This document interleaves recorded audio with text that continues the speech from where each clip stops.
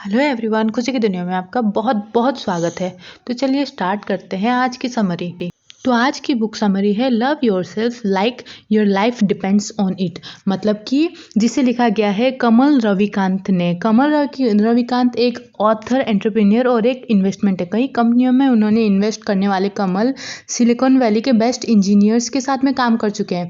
इसके अलावा उन्होंने रीबर्थ नाम की नॉवेल और एक बुक लिव योर ट्रूथ ये नाम की बुक भी लिखी है। वो ऑथर, इन्वेस्टर, क्या आपको लगता है कि एक सिंपल सा सच आपकी लाइफ पूरी बदल सकता है? अगर इस बुक के ऑथर कमल रविकांत की बात माने तो ऐसे 3 शब्द है जो आपकी ज़िंदगी को, अगर उसको आप रोज़ दोहराएंगे तो वो आपकी लाइफ को बदल देगा। क्योंकि ऐसा ही कुछ कमल रविकांत के साथ भी हुआ था, जो इन 3 शब्दों की बदौलत आज इस मुकाम पे पहुंचे। उन्होंने ये बात गांठ बांध ली थी कि वो हर रोज़ इस 3 शब्दों को दोहराएंगे और इन 3 शब्दों ने वाकई उनकी लाइफ को चेंज कर दिया। क्या आप जानना चाहते हो वो 3 शब्द क्या है? ऑब्वियसली आप जानना ही चाहेंगे। तो चलिए उन 3 शब्दों और उसके मैजिक को और उससे जुड़ी इन सारी बातों को समझते हैं इस समरी के माध्यम से। शुरू करते हैं आज की book summary love yourself like your life depends on it by Kamal Ravikant. हालांकि इस बुक के ऑथर कमल रविकांत मानते कि उनके अंदर एक्स्ट्रा ऑर्डिनरी जैसे कोई बात नहीं है, पर उनके टैलेंट और पर्सनालिटी को देखते हुए उन्हें बड़ी इंप्रेसिव ऑडियंस के सामने स्पीच देने के लिए इनवाइट किया जाता है, जहां बड़ी बड़ी कंपनी के CEO, manager, high ranking government officers और मल्टी मिलियनियर के फाउंडर जैसे लोग शामिल होते हैं। तो आखिरकार कमल रविकांत में ऐसा क्या है जो लोग उन्हें सुनना पसंद करते हैं? उन्होंने तो ऐसे कोई लाइफ चेंजिंग इन्वेंशन भी नहीं किया है, ना ही उन्हें कोई अवार्ड मिला है, उनके पास ऐसी कोई स्पेशल डिग्री भी नहीं है। लेकिन जब वो बोलना स्टार्ट करते हैं तो यकीन मानिए कि ऑडियंस मंत्रमुग्ध होकर के सुनते हैं। उनके मुंह से निकला एक एक शब्द जैसे सुनने वालों पर जादू कर देता है। कमल बताते हैं कि कैसे खुद से किए हुए एक सिंपल वादे ने उनकी पूरी लाइफ को चेंज कर दिया था। तो चलिए इस अमेजिंग और लर्निंग जर्नी की स्टार्ट करते हैं इस चैप्टर से, बिगिनिंग। इस बुक के ऑथर कमल रविकांत जिंदगी के ऐसे मुश्किल वक्त से गुजर रहे थे जहां इंसान को कुछ नहीं सूझता है। वो बस एक सारा दिन बिस्तर पे पड़े रहते थे, उन्हें उठने का मन नहीं करता था और वो उठ भी जाते तो बेहद थका हुआ महसूस करते थे। उनके अंदर कुछ भी करने की हिम्मत नहीं होती थी और ना ही उनका कुछ करने का मन करता था। ऐसे हालत में इंसान को कुछ याद नहीं रहता कि उसका पूरा दिन गुजरा कैसे। कमल भी हमारी तरह थे, उनके अंदर हालात से लड़ने की हिम्मत ही नहीं थी। उनका ना अपने नेगेटिव थॉट्स पर कोई कंट्रोल था और ना ही अपने माइंड पे। यहाँ तक कि अपने करीबी दोस्त के मौत के बाद में सदमे से उभर ही नहीं पाए। कमल का बिजनेस घाटे में जा रहा था और वो चाह करके कुछ नहीं कर पाए थे। कुल मिलाकर के कमल की जिंदगी उनके हाथों से निकलती ही जा रही थी। उनकी जिंदगी का ये सबसे मुश्किल दौर था। कमल बेहद निराश हो चुके थे, पर क्या आप जानते हैं वो इन सब से बाहर कैसे आए? एक दिन कमल जब सुबह उठे तो उनकी जिंदगी की नई सुबह थी, क्योंकि उस दिन उन्हें एहसास हुआ कि वो अपने लाइफ के ब्रेकिंग पॉइंट पे पहुंच चुके थे। कमल हार चुके थे, वो जिंदगी की लड़ाई लड़ते लड़ते थक चुके थे, दर्द झेलते झेलते थक चुके थे। वो आज तक सिर्फ खुद पर तरस खाते आए थे, लेकिन अब उनके लिए और बर्दाश्त करना मुश्किल हो रहा था। तब उन्होंने अपनी लाइफ के बारे में फैसला लिया। उन्होंने पेपर उठाया और वो खुद से एक वादा लिखा। कमल ने खुद से वादा किया कि आज के बाद वो खुद पे तरस खाना बंद करके खुद पे प्यार करना स्टार्ट करेंगे। जिस तरीके से वो आज से दूसरों से ट्रीट करते आए, खुद को वैसे ही ट्रीट करेंगे, यानी कि पूरी सच्चाई और ईमानदारी के साथ में। उन्हें एहसास हुआ कि वो अपने थॉट्स से, एक्शन से और अपने चॉइस से प्यार करेंगे। वो पल सच में ऐसा था जिन्हें उन्हें समझ में आ गया था कि उनके साथ जिंदगी में क्या क्या हो रहा है। कमल सोच करके हैरान थे कि जब उन्होंने आज तक दूसरों से प्यार किया तो कभी खुद से प्यार क्यों नहीं कर पाए। कमल को जरा भी अंदाजा नहीं था कि खुद से प्यार करना क्या होता है। लेकिन हाँ, उनके मन में उस वक्त एक सिंपल सी चीज आई। उन्होंने खुद से कहा आई लव माई सेल्फ और बार बार रिपीट करते रहे। बिस्तर पर लेटे लेटे वो कई बार ये सब दोहराते रहते, कई बार तक वो घंटों तक में ये बात दोहराते। बेशक बार बार एक ही बात को दोहराने से दिमाग यहाँ वहाँ भटकने लगता है, हम बहुत देर तक एक ही बात को रिपीट नहीं कर सकते हैं। लेकिन कमल लगातार कोशिश करते रहा। उनका माइंड डिस्ट्रैक्ट होता था और वो फिर बार बार खुद को याद दिलाते थे कि आई लव माई सेल्फ। फिर उन्हें लगा कि अब उनका माइंड स्टेबल है, तो फिर से उन्होंने इस वर्ड्स पे फोकस करना स्टार्ट किया। इस पूरे प्रोसेस के दौरान उन्होंने सब्र से काम लिया। वो जानते थे कि स्टार्टिंग में दिक्कत आएगी, पर कमल ने बाकी रूटीन पे भी यही मंत्र अप्लाई करना स्टार्ट कर दिया। नहाते वक्त भी उसके मुंह से यही बात निकलती थी। वो कहीं भी जाते थे तो वही एक बात दोहराते थे, ये 3 शब्द उनके लिए एंकर की तरह थे जो उनके लाइफ को एक पर्पस दे रहे थे। सेल्फ लव के जरिए खुद को वैलिडेट करने से उनके अंदर नया कॉन्फिडेंट पैदा हुआ। इससे पहले कमल सोचने से बचते थे कि उन्हें नेगेटिव थॉट्स आते थे, लेकिन अब वो बदल चुके थे। उनका माइंड भी पहले से हल्का और ब्राइट फील करता था। अपने काम पर भी उन्हें नई नई अपॉर्चुनिटीज़ मिलने लगी। उनके रिलेशनशिप में भी इम्प्रूवमेंट आया। कमल की लाइफ अब एक पॉजिटिव ट्रैक पर चल रही थी।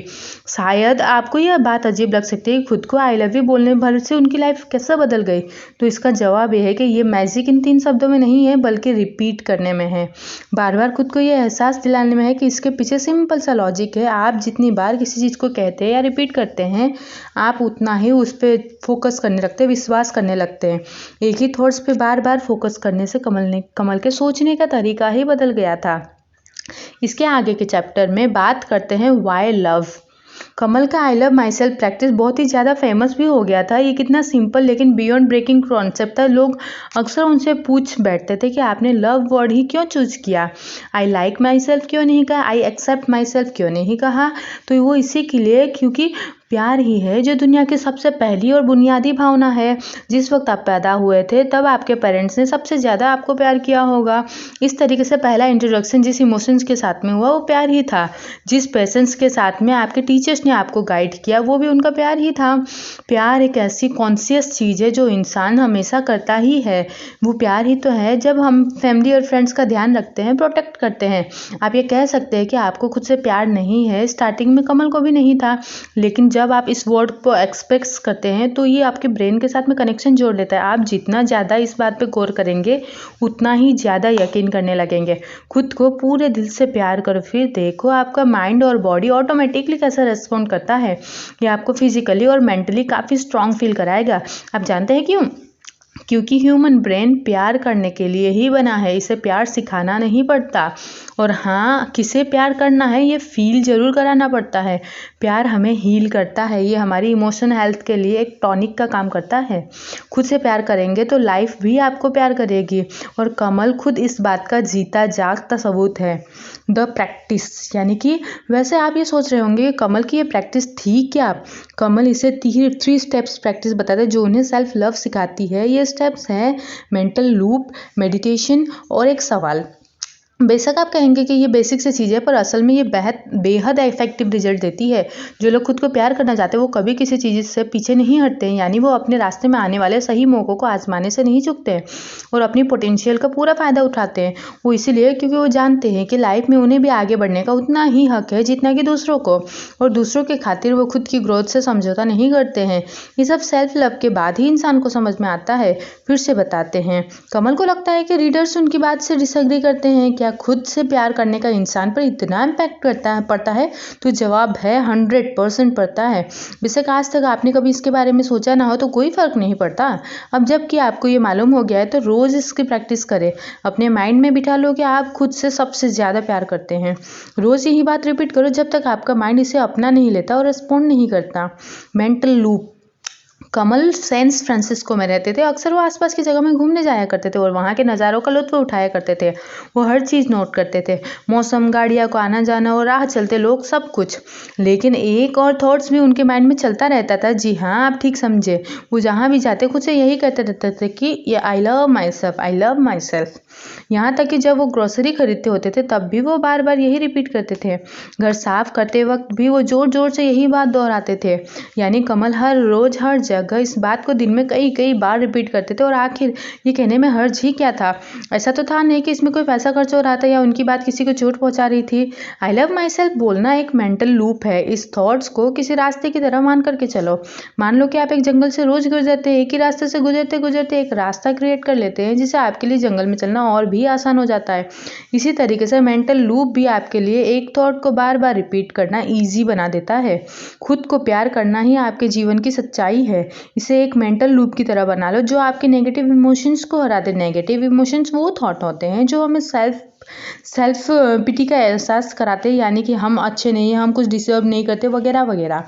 आपको हर रोज़ न सिर्फ ये बोलना है बल्कि ये सोचना है और महसूस करना भी है, आई लव माई सेल्फ। इसे इफेक्टिव बनाने के लिए आपको इसे डेली प्रैक्टिस की ज़रूरत पड़ेगी। अब मेडिटेशन, रोज़ आई लव माई सेल्फ बोलने के अलावा वो 7 मिनट मेडिटेशन भी करते थे। वैसे आप चाहे तो ज़्यादा देर भी कर सकते हैं, लेकिन 7 मिनट कमल की चॉइस थी, क्योंकि जब वो मेडिटेशन करने के लिए सूदिंग म्यूजिक प्ले करते थे वो एग्जैक्ट 7 मिनट का ही होता था। मेडिटेशन के लिए कमल राइट पोज में बैठते थे, वो दीवार के सहारे टिक करके पीठ सीधी करके बैठ जाते थे और कान से हेडफोन लगा लेते थे। जैसे जैसे म्यूजिक प्ले होता उनके माइंड में एक विशाल यूनिवर्स का ख्याल आता और कमल फील करते जैसे वो खुद भी वो यूनिवर्स का हिस्सा है। हर बार वो जो सांस अंदर लेते तो मन ही मन दोहराते आई लव माई सेल्फ। वो सांस बाहर छोड़ने के साथ ही वो अपने बॉडी और माइंड को रेस्पॉन्स का वेट करते थे। अगर रेस्पॉन्स नहीं आता था तो यानी कुछ नहीं है। इन 7 मिनटों के दौरान कई बार कमल का मन भटकने लगता था, लेकिन वो कभी फ्रस्ट्रेट नहीं होते थे, बल्कि अपनी सांसों यानी कि ब्रीदिंग पर पूरा फोकस करते थे। अगर आप भी मेडिटेशन स्टार्ट करना चाहते हैं तो यहाँ हम आपको 7 शॉर्ट स्टेप्स के बारे में पढ़ेंगे। सबसे पहले तो कोई सूदिंग इंस्ट्रूमेंटल म्यूजिक लगा लीजिए, किसी सॉलिड चीज़ के सहारे टिक करके बैठ जाए, जैसे कोई दीवार, चेयर। अपनी टांगों को या तो क्रॉस कर लीजिए या फिर टांगे फैला करके बैठ जाए, जो भी पोजीशन आपको कंफर्टेबल लगे उसमें बैठ जाए। तीसरा, अपनी आंखों को बंद कर ले। बंद आंखों के सामने एक लाइट इमेजिन करें जिसकी रोशनी आपके ऊपर में पड़ रही है। चौथा, धीरे धीरे सांस लें। सोचे आई love my self, I love my self. बेहद जेंटल और स्लो तरीके से इन शब्द को कई बार रिपीट करें। पांचवी चीज़, सांस बाहर छोड़ो यानी कि एक्सेल, और महसूस करो कि हर एक्सेल के साथ में आपका सारा गुस्सा, तनाव, डर, टेंशन, इनसिक्योरिटी सब बॉडी से बाहर निकल रही है। सिर्फ और सिर्फ अपने ब्रीदिंग पर फोकस करो। इनहेल और एक्सेल, उसमें एक्सेल में छठी बात आपको क्या ध्यान रखनी है, स्टेप्स 4 और 5 को म्यूजिक एंड होने तक में रिपीट करना है हमें। अगर हमारे दिमाग में बातें आ रही तो आने दीजिए, नॉर्मल है। ये मत बोलिए कि आप कॉन्सेंट्रेट और मेडिटेट नहीं कर सकते हैं। खुद को थोड़ा टाइम दीजिए, वक्त के साथ में आपको इसकी हैबिट हो जाएगी। सातवीं बात, म्यूजिक जब खत्म हो जाते हैं तो धीरे से आंखें खोल लीजिए और स्माइल करिए। अब देखना इस सिंपल से एक्सरसाइज के बाद में आप कितना हल्का और खुश महसूस करेंगे। 1 क्वेश्चन, अपने घर के अंदर बैठ करके खुद से आई लव माई सेल्फ बोलना ईजी होता है, क्योंकि घर के अंदर प्राइवेटली आप इस मंत्र को जितना चाहे उतना जप सकते हैं, लेकिन जब बाहर जाते हैं तब आप क्या करेंगे? जब आप ऐसे लोगों को फेस करेंगे जिनका अपने नेगेटिव मेंटल लूप है, तब क्या होगा? जैसे कि मान लो अगर कोई बोले कि मुझे कोई अच्छा नहीं लगता, यही वो पॉइंट है जहाँ एक सवाल खड़ा होता है। जब आपका नेगेटिव लोगों से सामना हो तो आपको खुद से यही सवाल तब पूछना है, वो सवाल पूछना है कि अगर मैंने सही मायने में मैंने खुद से गहराई से प्यार किया तो क्या मैं अपने साथ में ऐसा व्यवहार होने दूंगा?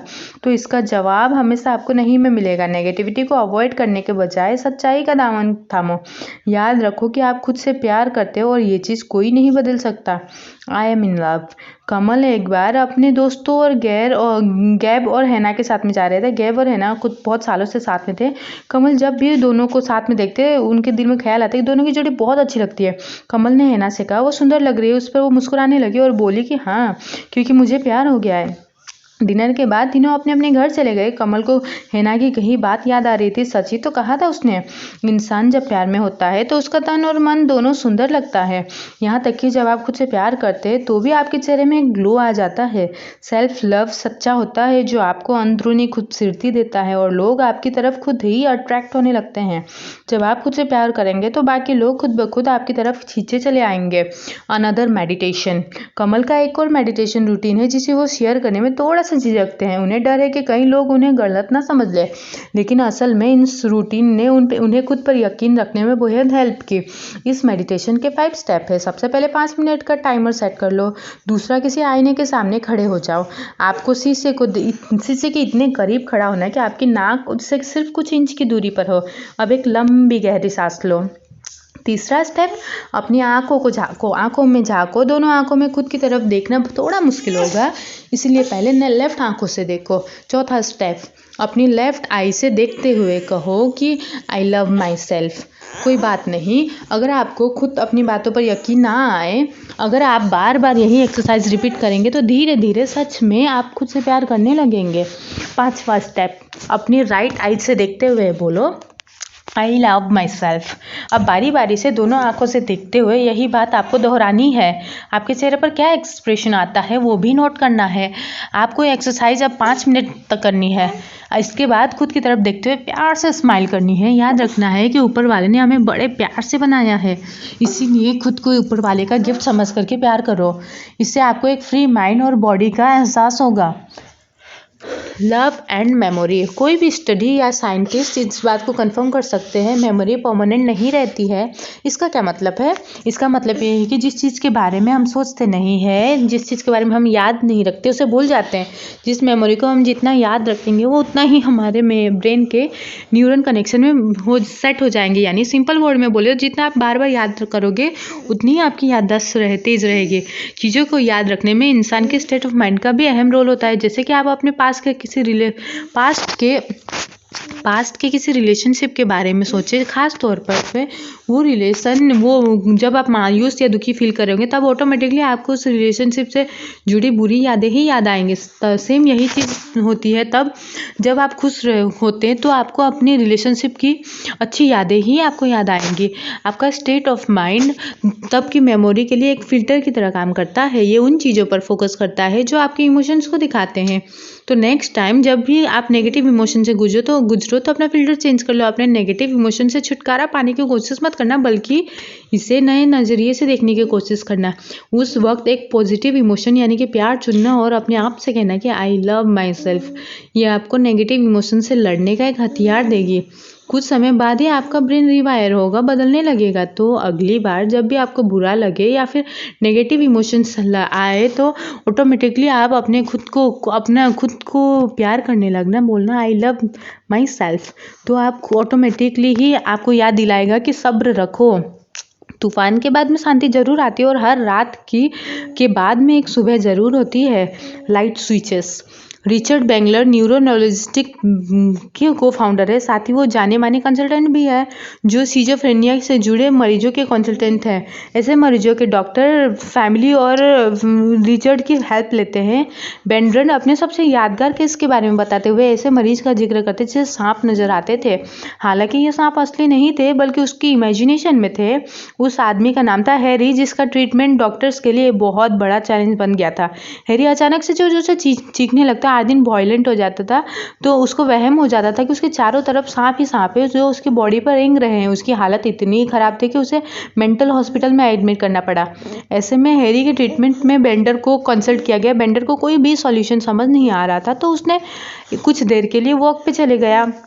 रास्ते में एक पेट शॉप पड़ता था जहाँ पे एक बड़े से बोतल में नकली रबर के सांप रखे हुए थे। बेंडलर ये देख करके बहुत ही इम्प्रेस हुआ, क्योंकि वो सांप सचमुच के असली ही लगते थे। तो उन्होंने सांपों से भरा पूरा बोतल ही रैंप पर ले लिया और उसे हैरी के बाथरूम में रखवा दिया। उन्होंने पेट शॉप ऑनर को भी साथ में रखा ताकि वो असली सांप को भी बाथरूम में छोड़ सके। हैरी ने जैसे ही बाथरूम में कदम रखा तो डर के मारे उसकी चीख निकल गई। सांप वेल ट्रेंड थे, इसलिए उसने हैरी को जरा भी नुकसान नहीं पहुंचाया और हैरी बहुत ही बुरी तरीके से डरा हुआ था, जोर जोर से चिल्ला रहा था। लेकिन बेंड्रल ने उसे बाहर नहीं आने दिया। हैरी के सामने ये शर्त रखी गई कि अगर उसने असली सांप और रबर के सांप और जो सांप उसे दिखते हैं उनमें पहचान लिया तभी उसे बाथरूम से निकाला जाएगा। ये सुनते ही हैरी ने असली और नकली सांप दोनों को पहचान करके इशारा करना स्टार्ट कर दिया। बेंडलर ये देख करके हैरान रह गए कि हैरी ने सांपों को एकदम सही पहचाना। उसने बताया कि जो सांप उसके माइंड में आते हैं वो दिखने में ट्रांसपेरेंट है। इसलिए बेंडलर को पता चला कि हैरी इस बात से वाकिफ है कि उसको सपनों में एक नकली सांप दिखा नजर आता है, लेकिन मन में बैठे वो डर की वजह से वो असली और नकली के बीच में फर्क नहीं समझ पा रहा था। तो इस तरीके से आखिरकार बेंडलर ने हैरी को ट्रीट करना स्टार्ट किया। वो रोज उससे असली और नकली सांप के बारे में डिस्कस करते और कुछ ही दिनों में हैरी ठीक होने लगा। हमारे मन में बैठा डर हमें जीने नहीं देता है। हम इसे अनदेखा करके या इसे इनकार करके इसे छुटकारा नहीं पा सकते, बल्कि हमें उस पर फोकस करना है जो रियल है। मन में बैठा डर सिर्फ एक वहम होता है जिसका इलाज करना जरूरी है। इसीलिए जो सच है, जो सामने है, उस पर फोकस किया जाना चाहिए। डर में जीना किसी गहरे कुएं में बैठने जैसा है। असलियत और सच्चाई को एक्सेप्ट करके हम अपनी जिंदगी में रोशनी ला सकते हैं। मैजिक। इस बात का एहसास होना कि आप सच में खुद से प्यार करते किसी जादू से कम नहीं है। इस सेल्फ लव का असर आपकी लाइफ के बाकी पहलुओं पर भी पड़ने लगेगा। कमल ने खुद इसे अनुभव किया है। एक बार जब वो घर लौट रहे थे तब एक ठंडी हवा का झोंका उन्हें तेजी से छूते हुए गुजर गया। कमल को बड़ा अच्छा लगा क्योंकि उस दिन बड़ी गर्मी थी। कमल ने ऊपर आसमान की तरफ देखा और उन्होंने अपने आसपास के लोगों की तरफ देखा। सब अपने अपने मंजिल पे जा रहे थे। कमल ने मन ही मन ऊपर वाले का शुक्रिया किया, पर उन्होंने अपने जिंदा होने के लिए शुक्रिया किया। उन्हें जीना अच्छा लगता था और अपनी लाइफ से प्यार करते थे। ये पल हम सब की लाइफ में आ सकता है, और जब आपकी लाइफ में ये पल आएगा तो यकीन मानो कि आपको एक अनोखी खुशी का एहसास होगा। ये आपको ज़िंदगी में जीने का एक नया नज़रिया देगा। इस पल को पाने में एक और चीज़ थी जिसने कमल की मदद की थी, और वो ये चीज़ थी कि लेट गो करने की पावर। यानी कि किसी चीज़ को पकड़ करके मत रखो। जो चीज़ उनकी ईगो को बढ़ाती थी उन्होंने उसे छोड़ दिया। उन्होंने अपने बारे में गलतफहमी पालना छोड़ दिया कि वो कौन थे, क्या थे, बल्कि उन्होंने इस बात पे फोकस करना स्टार्ट किया कि वो अब क्या है। अब एक नया कमल पैदा हुआ था जो अपनी सारी कमियों और खूबियों के साथ में खुद को एक्सेप्ट करने के लिए रेडी हो चुका था। ये नया कमल खुद से कभी झूठ नहीं बोलता था। ये कमल रविकांत की लाइफ का सबसे मैजिकल मोमेंट था जिसे वो कभी नहीं भूल सकते हैं। कमल अपने सच्चे और असली सेल्फ को पा चुके थे। बिलीफ। कमल को एहसास हुआ कि उनका बिलीफ सिस्टम और थिंकिंग पैटर्न काफ़ी गया गुजरा और पुराना हो चुका है। इसलिए उन्होंने एक नया नज़रिया डेवलप करना स्टार्ट किया। तभी वो आगे सक्सेसफुल हो पाएंगे, और ये उन्हें तब महसूस हुआ जब उन्होंने खुद का ख्याल रखना स्टार्ट किया। इस सेल्फ लव की वजह से ही वो चीज़ों के एक अलग नज़रिए से देखने लगे थे। जैसे कि ये बात तो कमल पहले से ही जानते थे कि ग्रोथ उनके लिए बहुत ज़रूरी है, लेकिन सेल्फ लव की वजह से उन्हें समझ में आया कि वो अपनी ग्रोथ कैसे कर सकते हैं। कमल के लिए ग्रोथ का मतलब था बुरे से बुरे वक्त में भी घुटने ना टेक करके उसका सामना करने का जज्बा होना। इसीलिए कुछ साल पहले उन्होंने यूएस आर्मी इन्फेंट्री ज्वाइन करने का मन बनाया। ये उनकी लाइफ का सबसे मुश्किल और चैलेंजिंग फैसला था, लेकिन कमल को अपने डिसीजन पे गर्व था। ट्रेनिंग के दौरान उन्हें काफ़ी कुछ सीखने मिला। एक तरीके से कहा जाए तो उस ट्रेनिंग ने उनकी पर्सनालिटी को एक नया शेप दे दिया था। तब उन्हें लगा था कि अगर वो इन सब को झेल पाए तो वो अपनी लाइफ की किसी भी सिचुएशन में सामना कर पाएंगे। उनके लाइफ में दूसरा माइलस्टोन था एक एंटरप्रेन्योर बनना। स्टार्टअप कंपनी चलाना ईजी नहीं होता। क्या पता कंपनी चले या ना चले, इस बात का हमेशा डर लगा रहता है। ऊपर से ये भी लगता है कि आप कंपनी और अपने एम्प्लॉयज़ के लिए सही डिसीजन ले रहे हैं या नहीं। लेकिन सेल्फ लव के जरिए उनको एहसास हुआ कि उनके अंदर का डर ही उनके ग्रोथ के आगे आड़े आ रहा था। कमल फेल नहीं होना चाहता था, इसीलिए वो हर दिन खूब मेहनत करता था। आज जिस मुकाम पर वो है वहाँ पहुँचने के लिए उन्होंने बेहद मेहनत की थी। ऑक्सीजन। लोग अक्सर कमल से कहते थे कि वो एक सेल्फिश इंसान है, और अगर इंसान होने के नाते उन्हें दूसरों का भी ध्यान रखना चाहिए। कमल उनकी बातों से सहमत है, लेकिन उन्हें लगता था कि कमल को सर्वाइव करने के लिए थोड़ा बहुत सेल्फिश होना ही चाहिए। खुद को प्यार करना वैसा ही है जैसा एयरप्लेन में ऑक्सीजन लेवल ड्रॉप होने पर होता है। सबसे पहले आपको खुद का ऑक्सीजन मास्क लगाना होगा ताकि दूसरों की मदद कर पाए। जो लोग खुद से प्यार करते हैं उनकी ज़िंदगी में कई बदलाव आते हैं, जैसे कि वो और ज़्यादा पेशेंट हो जाते हैं। आप मुश्किल वक्त और मुश्किल लोगों से निपटने के लायक बन जाते हैं। खुद को प्यार करने की वजह से ही कमल खुद के लिए बेहतर सिचुएशंस क्रिएट कर पाते थे। कुल मिलाकर के उनकी लाइफ पहले से बेहतर हो चुकी थी। एंड कमल जानते हैं कि ऐसे कई किताबें मार्केट में अवेलेबल है जिन पे सेल्फ लव के बारे में बताया गया है, और उन्हें ये भी पता है कि सेल्फ लव को लेकर के कई सेमिनार और वर्कशॉप होते हैं। लेकिन कमल को लगता है कि ये सब बेकार की चीज़ें। इससे तो अच्छा है कि हर इंसान खुद को खुश रखने के लिए तमाम चीज़ों के पीछे भागने के बजाय सिर्फ एक चीज़ चूज़ करें। एक ऐसी चीज़ जो आप अपनी खुशी से करते हैं, बस आपको उस चीज़ को रोज़ प्रैक्टिस करनी है। आपकी ज़िंदगी का सच वही है जो आपको पसंद है, और आपको अपनी लाइफ उस चीज़ को डेडिकेट करनी चाहिए। जिस चीज़ के लिए आप पूरी तरीके से कमिटेड होते हैं वो आपकी लाइफ का मैजिकल पावर होता है। कमल कहते हैं कि आई लव माई सेल्फ, और इन्हीं 3 शब्दों से उनका दुख, खुद पर तरस खाना और उदासी ख़त्म हो जाती है। अपने उस एक सच के नाम पे वो पूरी जिंदगी कर दीजिए। बेशक आप उतना मोटिवेटेड फील ना कर पाए, पर कमल आपसे गुजारिश करते हैं कि कम से कम आप कोशिश करिए, फिर देखिए आपकी लाइफ कैसे चेंज हो जाती है। And now conclusion. सबसे पहले तो आपने इस समरी पे कमल के पास्ट के बारे में पढ़ा कि उनकी लाइफ किन परेशानियों से गुजर रही थी। ये वो दौर था जब उनकी लाइफ में प्रॉब्लम्स की भरमार हुआ करती थी, लेकिन उन्हीं मुश्किल हालातों से जूझते और एक सिंपल सच का एहसास हुआ। उन्होंने सीखा कि ज़िंदगी की मुश्किल से लड़ते हुए खुद को स्ट्रांग बनाए रखने के लिए इंसान का खुद से प्यार करना बेहद ज़रूरी है। ये कैसे सिंपल सी सच्चाई है जिसे जानता तो हर कोई है पर फॉलो नहीं कर पाता। दूसरी चीज़ है कि एक सिंपल से statement I love my self के अंदर, इसके अंदर इतनी पावर है कि आप सोच भी नहीं सकते हैं। ये आपको हर मुश्किल, हर परेशानी से लड़ने की हिम्मत देता है। कमल ने भी कुछ ऐसा ही किया था।